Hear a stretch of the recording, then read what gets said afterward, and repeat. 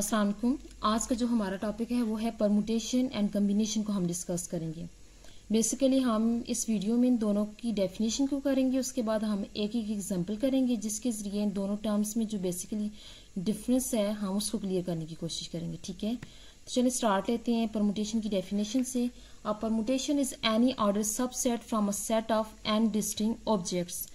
Permutation की definition क्या कहती है कि आपके पास ये क्या होता है, सिर्फ ऑर्डर सबसेट होता है जो आप किससे लेते हो, किसी भी ऐसे सेट से लेते हो जिसके अंदर एन डिस्टिंक्ट ऑब्जेक्ट्स हों। ठीक है, तो मीन्स यहाँ पे जो आपने सबसेट लेने हैं उनमें ऑर्डर मैटर कर रहा है। ठीक है, इस पॉइंट को आपने याद रखना है कि इसमें आपने ऑर्डर के लिहाज से ही सबसेट लेने हैं। अब इसकी नोटेशन क्या है, the number of permutation of R objects selected in a definite order from an n distinct object is denoted by this symbol। हम परमुटेशन को इस सिंबल के जरिए डिनोट करते हैं। यहाँ पे n क्या है, जो सेट लिया आपने जिसके n ऑब्जेक्ट्स हैं, ये n आपके पास उसके ऑब्जेक्ट्स को शो कर रहा है।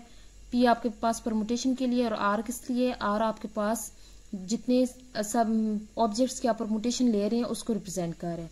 तो आपके पास इसका लिए फार्मूला क्या है, ये आपके पास इसका फार्मूला है जिसके जरिए आप कैलकुलेट कर सकते हो permutation of R objects selected in a definite order from n distinct objects.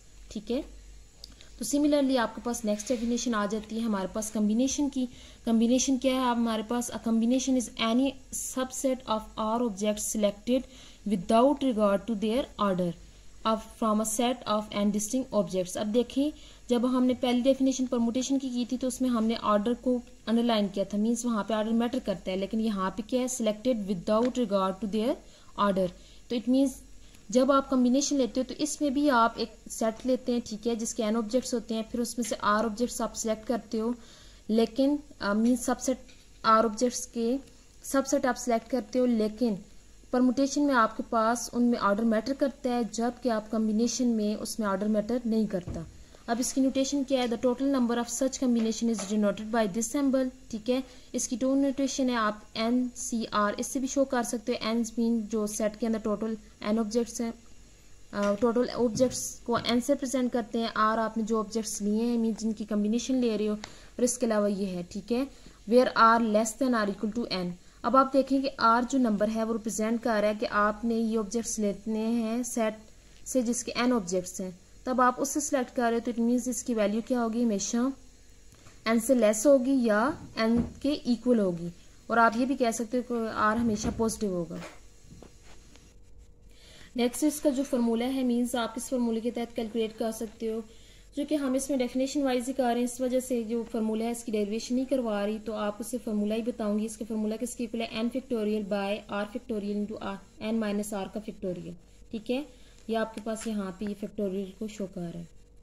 तो चले अब हम एग्जांपल करते हैं इसकी। अब आपके पास एग्जांपल है, a club consist of 4 members, how many sample points are in the sample space when 3 officers, chairman, vice chairman and secretary are to be chosen. अब देखें कि इस क्वेश्चन में क्या है कि आपके पास क्लब के अंदर कितने मेंबर्स हैं, 4। इट मीन्स यहाँ पे ये 4 मेंबर्स हैं, ये शो कर रहे हैं एन की वैल्यू को। ठीक है, आपके पास जो सेट है उसके अंदर टोटल 4 मेंबर्स हैं। आपने क्या करना है, हाउ मेनी सैंपल पॉइंट्स, यहाँ पे सैंपल पॉइंट्स की टर्म यूज हुई है, आप इसे सब सेट भी कंसिडर कर सकते हो।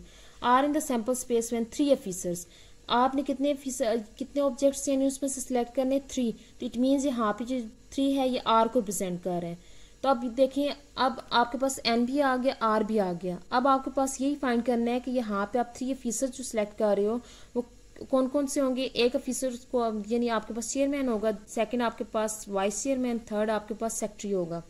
अब देखा जाए तो यहाँ पे आपने जो सिलेक्शन ली है आर ऑब्जेक्ट्स की, उसमें ऑर्डर मैटर कर रहा है, क्योंकि आपने जो 3 आप ऑफिसर्स लोग इन तीनों की स्पेसिफिक पोजीशन है, तो इस वजह से यहाँ पे सिर्फ एक ही क्वेश्चन रह जाता है कि आप यहाँ पे कम्बिनेशन यूज करेंगे या परमुटेशन। तो इस लिहाज से देखा जाए जो ऑफिसर्स की पोजीशन है, तो आप यहाँ पे सिर्फ क्या यूज कर सकते हो, परमुटेशन। परमुटेशन इस वजह से यूज करोगे कि आपने जो 3 ऑब्जेक्ट्स लेने हैं उसमें ऑर्डर मैटर करते हैं। तो चले अब हम इसकी सोल्यूशन पे जाते हैं कि आप कैसे से सॉल्व करोगे। It is clear from the statement that the order in which 3 officers are to be chosen is of significance. Means यहाँ पे order matter कर रहा है। Thus there are 4 choices for the first officers, for the second 3 choices for the second officer and 2 choices for the third officer.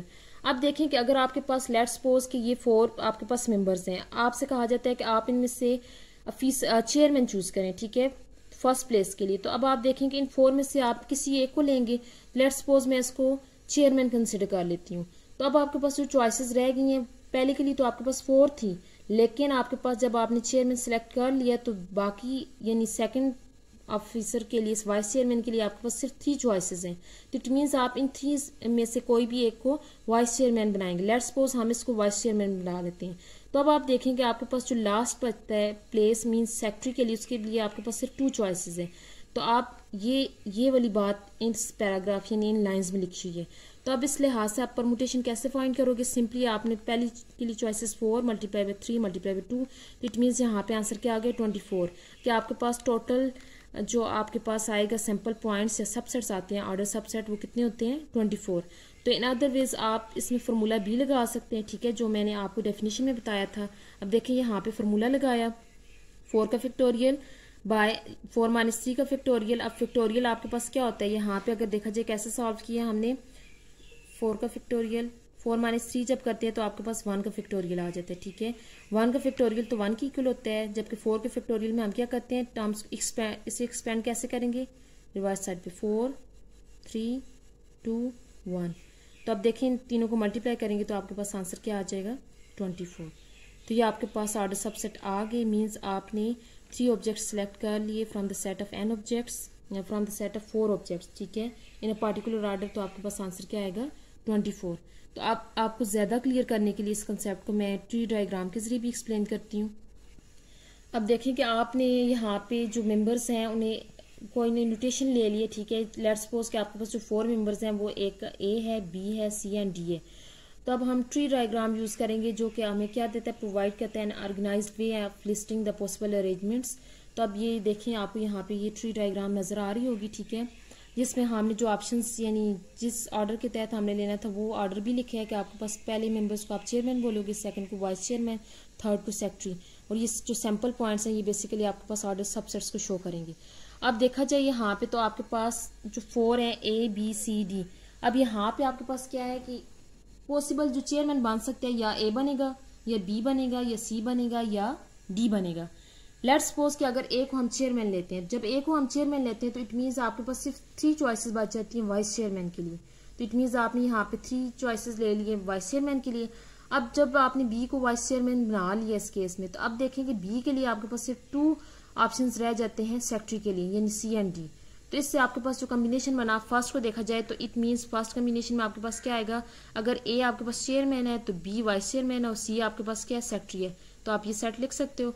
Similarly आप इस case में भी आपके पास क्या है कि अगर A चेयरमैन है, B वाइस चेयरमैन है तो D आपके पास सेक्रेटरी है। तो ये सेकंड कॉम्बिनेशन आ गया, सेकंड सबसेट आ गया, ठीक है। थर्ड केस में इसमें देखा जाए तो आपके पास अगर A चेयरमैन है, B आपके पास वाइस चेयरमैन है, तो अब आगे सेक्रेटरी के लिए 2 ऑप्शन है, मींस या B सेक्रेटरी हो सकता है या D। तो ये आपके पास ऑर्डर सबसेट्स आ गए, ठीक है। इसी तरह आप D के लिए करते हो और बाकी जो आपने B को चेयरमैन चूज किया उसमें भी यही प्रोसेस रिपीट होगा। C को जब चेयरमैन चूज किया इसमें भी यही प्रोसेस रिपीट होगा। जब आप D को चूज करोगे तो इसमें भी यही प्रोसेस रिपीट होगा। अब यहाँ पे देखा जाए तो ऑर्डर को हम कैसे कंसिडर करते हैं। अब देखें कि हमने ये 3 मेंबर्स लिए A B C, ठीक है। इसको छोड़ के इसको देखें तो इसमें भी आपके पास यही मेंबर्स हैं, A भी है, B भी है, C भी है, लेकिन क्या है इनका ऑर्डर यहाँ पे डिफरेंट है। यहाँ पे भी A चेयरमैन है, यहाँ पे भी A चेयरमैन है, लेकिन ये आपके पास B यहाँ पे वाइस चेयरमैन है जबकि यहाँ पे क्या है C वाइस चेयरमैन है। तो इट मीन्स इनमें पोजीशन मैटर कर रही है, तब आप इनको क्या बोलते हो, ये जो ऑर्डर सबसेटिंग ये आपके पास नंबर ऑफ परमुटेशन है of 3 objects selected from and distinct 4 objects, ठीक है। आई होप ये एग्जाम्पल क्लियर होगी आपको परमुटेशन की। अब हम नेक्स्ट एग्जाम्पल करते हैं कम्बिनेशन की। अब देखें कि आपके पास सेकंड जो कॉम्बिनेशन की एग्जांपल है वो क्या है, a 3 person committee is to be formed from a list of 4 person similarly to the previous example. अब यहाँ पे आपके पास क्या है, जो आपके पास सेट है उसके अंदर जो ऑब्जेक्ट्स हैं मींस n की जो वैल्यू है वो क्या है 4 है। How many sample points means subset are associated with the experiment. अब आपने क्या करना है, अच्छा यहाँ पे n की वैल्यू तो मैंने आपको बता दी, ये आपके पास 3 पर्सन कमेटी आपने बनानी है, ठीक है। तो 3 आपके पास यहाँ पे क्या है, r की वैल्यू को रिप्रेजेंट कर रहा है। अब देखा जाए तो यहाँ पे सिंपल उसने यही कहा है कि आपके पास एक 4 पर्सन है, ठीक है, एक सेट है जिसके अंदर 4 मेंबर्स हैं, ठीक है, उससे आपने 3 पर्सन कमेटी बनानी है। अब आगे कुछ नहीं कहा कि जो 3 पर्सन कमेटी होगी उसमें हर एक बंदी की रिस्पॉन्सिबिलिटी या किसी को स्पेसिफिक पोजीशन नहीं अलाउ की, ठीक है इसने। तो इट मीन्स यहाँ पे आपके पास n की वैल्यू भी है, r की वैल्यू भी है। अब क्वेश्चन ये रह जाता है कि यहाँ पे हम परमुटेशन यूज करेंगे या कम्बिनेशन। तो अब देखा जाए तो यहाँ पे तो इसने बताया कि सिर्फ आपने 3 पर्सन्स ही लेने हैं, आगे उनकी पोजीशन कोई भी मैटर नहीं करती, ठीक है। तो इट मीन्स यहाँ पे हम कम्बिनेशन यूज करेंगे। जब कम्बिनेशन यूज करेंगे तो सिंपली आपने क्या है, ये मैंने इसका सोल्यूशन भी लिख दिया प्रॉपर फॉर्म में। Since order in which the 3 person of the committee are chosen is not important, it is therefore an example of a problem involving combinations. तो आपके पास डिजायर्ड नंबर ऑफ कम्बिनेशन क्या है, simply हमने formula लगाया है यहाँ पे। तो आपके पास कितने आएंगे, फिर 4 बनेंगे, ठीक है। इट मीन्स आप जब सबसेट ले रहे हो ऐसे सेट से जिसके n ऑब्जेक्ट्स हैं, ठीक है, 3 ऑब्जेक्ट्स के सबसेट लेते हो तो वो टोटल कितने हैं विदाउट रिगार्ड द ऑर्डर, कितने बनते हैं 4। तो वैसे आपको मैं सिंपल इन ट्रिक के साथ बताऊं, देखें ये आपके पास सेट के अंदर 4 मेंबर्स से, ठीक है। आपने अब 3 पर्सन कमेटी बनानी है विदाउट, यानी ऑर्डर को आपने कंसिडर नहीं करना। तो अब देखें तो यही हो सकता है कि फर्स्ट केस में हम फर्स्ट वाले को ना लें, बाकी 3 को ले लें। सेकंड केस में हम ए को ले लेते हैं, चलिए बी को नहीं लेते।